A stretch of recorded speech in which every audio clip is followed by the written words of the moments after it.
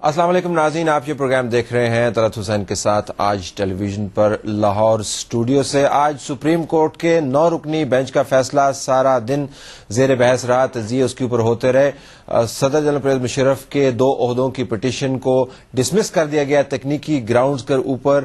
6 ججز نے مینٹینیبلٹی کو کوشچن کیا اور 3 ججز نے بشمول بھگوان داس جو اس بینچ کو ہیڈ کر رہے تھے، انہوں نے کہا کہ یہ پٹیشن مینٹینیبل ہے، لیکن 6 اور 3 کا توازن ایسا تھا کہ یہ ٹیکنیکل گراؤنڈز کے اوپر ڈسمس کر دی گئی۔ حکومت کے حلقوں میں اس کے اوپر بڑی خوشی کا اظہار کیا جا رہا ہے اور بیانات یہ دیے جا رہے ہیں کہ صدر جنرل پرویز مشرف کو کورٹ نے اجازت دے دی ہے الیکشن لڑنے کی، بطور کینڈیڈیٹ اپنے پیپر سبمٹ کرنے کی وردی میں رہ کر۔ اور اپوزیشن کی طرف سے کافی افسوس ملا جا رہا ہے کہ جناب شاید سپریم کورٹ نے کچھ ایسا فیصلہ نہیں دیا جس کے ذریعے پاکستان کی سیاست میں صدارت کا عمل اس کا آغاز ہو سکے۔ لیکن ہم نے دیکھنا یہ ہے کہ کورٹ کا ڈیسیژن اصل میں ہے کیا اور افسوس اور خوشیوں کے درمیان حقیقت کیا ہے۔ ہمارے ساتھ اس وقت خوشی کا سما ہے حکومتی حلقوں کے اندر، کم از کم اگر اس کا تعلق اس بات سے ہے کہ صدر جنرل پرویز مشرف کے کینڈیڈیچر کو انڈورسمنٹ مل گئی ہے تو کہ اس پٹیشن کو ڈسمس کرنے سے کورٹ نے کوئی پوزیشن نہیں لی، نمبر 1۔ نمبر 2، صدیقی صاحب نے یہ بھی فرمایا کہ پوزیشن لینے کے بعد چونکہ ٹیکنیکل گراؤنڈز پر انہوں نے ڈسمس کیا ہے تو اب اس کے بعد جج صاحبان کو وہ تمام سوالات جس میں صدر صاحب کی وردی سے متعلق تھا، ڈیول آفس سے متعلق تھا، پارلیمنٹ نے جو انڈورسمنٹس ان کو دی ہیں اس سے متعلق تھا، سپر انوویشن کے بارے میں جو ایشوز تھے، ان تمام کے اوپر محترم جج صاحبان اپنی ڈیٹیل ججمنٹ کوئی پوزیشن نہیں لیں گے۔ تو سپریم کورٹ کی پوزیشن ان سوالات سے متعلق جن کا ذکر ان پٹیشنز میں کیا گیا ہے وہ واضح بالکل نہیں ہے، اور نہ ہی ان جج صاحبان کی طرف سے جنہوں نے ڈائسینٹنگ نوٹ لکھا ہے، تو وہ سوال اپنی جگہ پر موجود ہیں۔ اور جو دوسری طرف سے جو تنقید آ رہی ہے کہ یہ ججمنٹ ہمارے خلاف چلی گئی اور شاید یہ جمہوری ججمنٹ نہیں ہے، کورٹ انڈر انفلوئنس ہے، وہ بھی کم از کم صدیقی صاحب کے تجزیے کی روشنی میں تھوڑی سی پری میچور لگتی ہے۔ It is ahead of its self as a سے ان انگلش، کیونکہ معاملات جو ہیں وہ طے نہیں کیے گئے، آئیدر وے طے نہیں کیے گئے، اور اس وقت معاملہ جو ہے وہ جائے گا چیف الیکشن کمشنر صاحب کے پاس، یعنی کل کے روز جب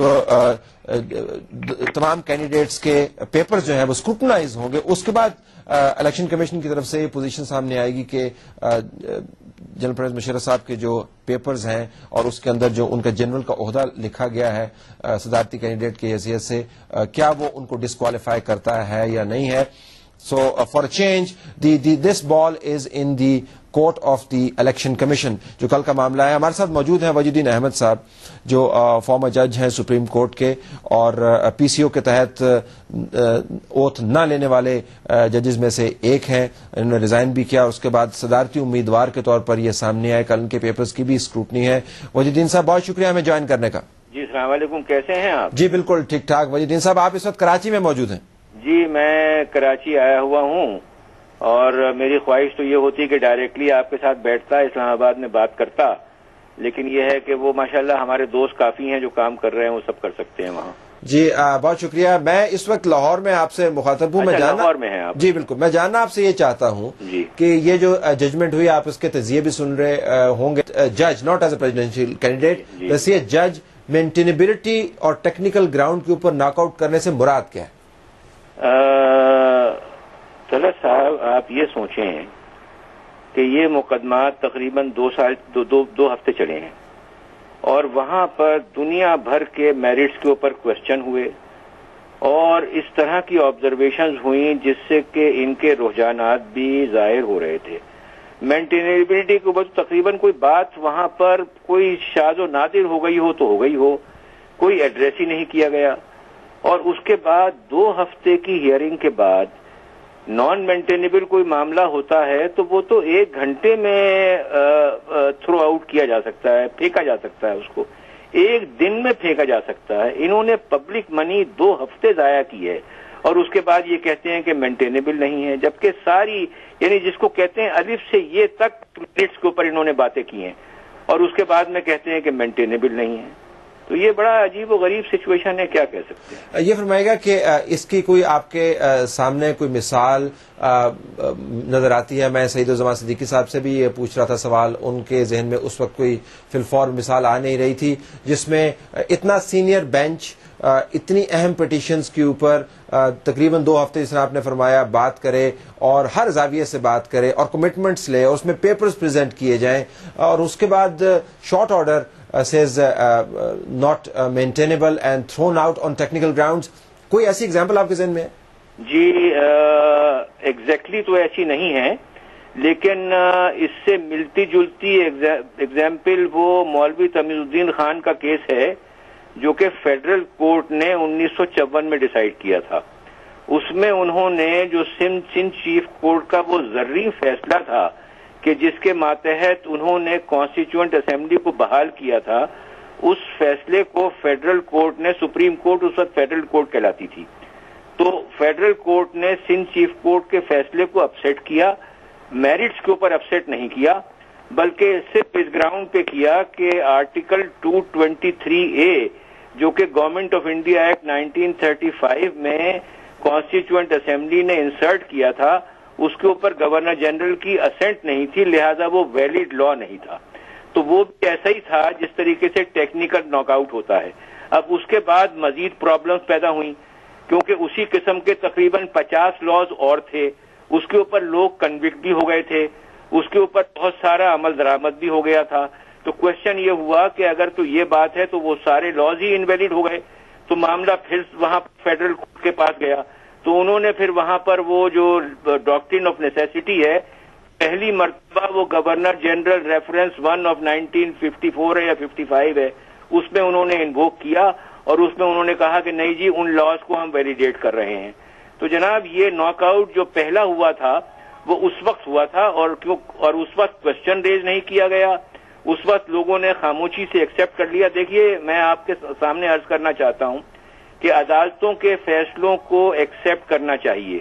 عدالتوں کے فیصلوں کو گڈ گریس کے ساتھ ایکسپٹ کرنا چاہیے, لیکن ایک مرتبہ اگر تو عدالتوں کا فیصلہ فائنلی آ جاتا ہے تو وہ پبلک پراپرٹی بن جاتا ہے. اس کو ایکسپٹ کرنے کے ساتھ ساتھ کنسٹرکٹیولی کرٹیسائز بھی کیا جا سکتا ہے, اور اگر آپ اس کو کرٹیسائز کنسٹرکٹیولی نہ کریں and if you take it lying down تو پھر وہی ہوتا ہے جو تمیز الدین خان کے کیس میں ہوا کہ ٹیکنیکل ناک آؤٹ ہوا, لوگوں نے خاموشی سے اس کو ایکسپٹ کیا, نتیجے کے طور کے اوپر گورنر جنرل ریفرنس 1 کے اندر ڈاکٹرن آف نیسیسٹی انووک ہوا اور سارا معاملہ پھر اس وقت جو کانسٹیٹیوشنلزم ہے وہ اسی وقت سے ڈیریل ہو گیا. اسی لیے ہم نے اس موقع کو ہم ضروری سمجھتے ہیں کہ اس وقت یہ کوشچن ریز کیا جائے اور اس وقت یہ once and for all finally establish کر دیا جائے کہ اگر آپ غلط فیصلہ دیں گے تو ہم اس کو کنسٹرکٹیولی اس کو اینالائز کریں گے, اس کو کرٹیسائز کریں گے اور ہم بتائیں گے کہ آپ نے کہاں غلطی کی ہے, اور ہم بتائیں گے کہ یہ غلطی ہے جو مہربانی کر کے آئندہ آپ دہرائیے گا نہیں. یہ فرمائیے گا کہ جو ویسے جج بھی آپ نے بہت سارے ایسے فیصلے کیے ہوں گے جس میں پٹیشنز کو آپ نے ناک آؤٹ کیا ہوگا ٹیکنیکل گراؤنڈز پر. نہیں, الحمدللہ میرے کیریئر میں کوئی بہت ہی کم کوئی کیس ہوگا جو میں نے ٹیکنیکلی کسی معاملے کو ڈسمس کیا. چلیں شاز و نادر کیسز ہوں گے, لیکن بہت سارے کیسز مجھے یاد نہیں ہے کوئی کیس ایسا آپ کی نظر سے گزرے ہوں گے. بالکل گزرے ہیں جو پرفیکٹلی لیگل بھی ہوں گے, گراؤنڈ سالڈ ہوں گی اور سینس بھی بنتا ہوگا کہ یہ ٹیکنیکل گراؤنڈز کے اوپر ناک آؤٹ ہونا چاہیے. جب جج یہ فیصلہ دیتا ہے کہ ٹیکنیکل گراؤنڈز کے اوپر ناک آؤٹ ہونا ہے تو ایک تو لیگل کلازز ہیں جن کو پڑھتا ہے, کنسیڈریشنز کیا ہوتی ہیں جج کے سامنے؟ ذرا میں I want to peep into the mind of a جج وین ہی اور شی ڈکلیئرز کہ جی یہ پٹیشن جو ہے یہ ٹیکنیکل گراؤنڈز کے اوپر ناک آؤٹ کرنی ہے, ان کلازز کے علاوہ جو ظاہراً ان کو کوٹ کرنا ہوتا ہے. اچھا, if you want to reach the minds of the judges, I will show you the path, I will show you the road. میں آپ کو وہ راستہ بتاؤں گا کہ آپ کس طریقے سے ان کے مائنڈز کو پہنچ سکتے ہیں. جی اب آپ دیکھیے, چیف جسٹس افتخار چودھری کا کیس تھا, ان کی ڈسمسل نہیں ہوئی تھی, ان کو صرف سسپینڈ کیا گیا تھا اور ان کو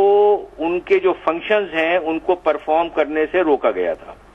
معاملہ سپریم جوڈیشل کاؤنسل میں پینڈنگ میں تھا جو ایک ایکسکلوسیو ٹرائبیونل ہے اس قسم کے معاملات کو دیکھنے کے لیے. ایلیگیشن یہ تھی کہ اس میں سے کچھ لوگ ایل موٹیویٹڈ تھے, کچھ لوگ میلافیڈیز انٹرٹین کر رہے تھے.